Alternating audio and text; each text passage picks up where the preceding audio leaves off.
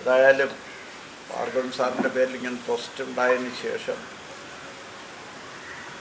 ഇങ്ങനെ പരിപാടി നടത്താൻ കഴിയുന്നത് ഒരു വലിയ കാര്യമാണ്. പങ്കെടുക്കുന്ന കുട്ടികളൊക്കെ തന്നെ കൂടുതൽ അറിയാനും പഠിക്കാനും മനസ്സിലാക്കാനും പല പാഠ്യ പദ്ധതിയുടെയും അവിടുത്തെ പഠനത്തിനൊക്കെ അത്ഭുതമായി കൂടുതൽ അറിയാൻ പഠിക്കാൻ മനസ്സിലാക്കാനൊക്കെ ശ്രമിക്കണം.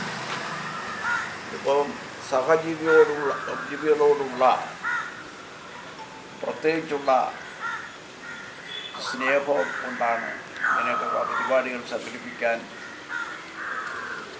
ഇതുപോലുള്ള ട്രസ്റ്റുകൾ മുന്നോട്ട് വരുന്നത്.